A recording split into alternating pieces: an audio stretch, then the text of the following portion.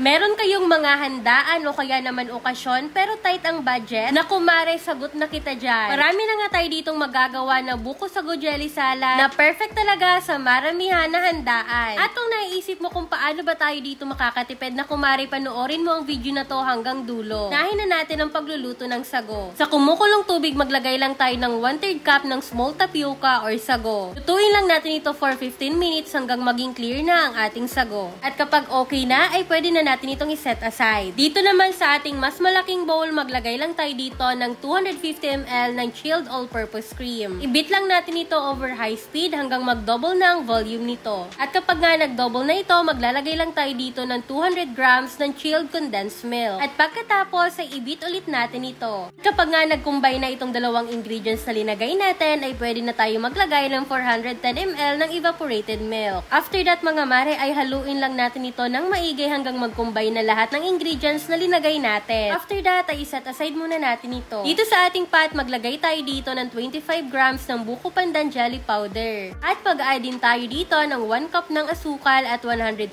ml naman ng water. At pagkatapos, ay lutuin lang natin ito over low-medium heat hanggang sa kumulo na ang ating jelly mixture. After naman na kumulo na ito mga mare, ay pwede na natin itong i-transfer dito sa ating cup. Gamit pala ako dito ng 3 ounce ng cup. Don't worry mga mare, dahil microwavable din ang gamit natin dito na cup. Kaya okay lang kahit mainit ang ating jelly. O diba, marami talaga tayo ditong magagawa. Ganito nga ang method ng paggawa ng buko salad, ay marami talaga ang makakakain. Compare sa tab na 10 to 20 packs lang ang pwedeng makakain. After that mga mare, ay maglalagay na tayo dito ng shredded buko. Yes mga mare, kahit kaunti lang nito kada serving ay pwedeng-pwede na. At sa recipe nga ito mga mare, pwede tayo dito makagawa ng almost 50 pieces. Naman ay maglagay tayo dito ng 1 tablespoon ng ating sago. O diba, pwedeng-pwede mo rin itong pagkakitaan. At ayan mare, tingnan nyo naman kung gaano kadami itong nagawa natin. Kulang lang ako sa cup pero marami pa akong natirang ingredients dyan. At syempre, ilagay na natin ang ating cream. Gusto nyong mas marami pang magawa dito mga mare, ay doblehin lamang ang ingredients. O diba, ganitong paraan naman ang paggawa ng buko salad ang gawin natin. Napaka-perfect nga nito pang handa o kaya namang gawing pang negosyo ngayong darating na Pasko. Kaya kung naghahanap ka din ng magandang pagkakakitaan, try mo na to. Para naman sa list ng mga ingredients, ilalagay ko na lang din dyan sa comment section. Yun naman ay maglagay lang tayo ng cover at i-refrigerate muna natin ito overnight bago natin i-serve. Para naman pala sa link ng ginamit ko na cup, ilalagay ko na lang dyan sa comment section. After nga natin ma-chill ito mga mare, at tingnan nyo naman kung gaano to ka-creamy. O diba, napakadali lang talaga gumawa nito. Meron na tayo ditong napakasarap na buko pandan sago salad. Kaya mare, try mo na din gumawa nito. Yun lang muna, follow for more pang negosyo recipe.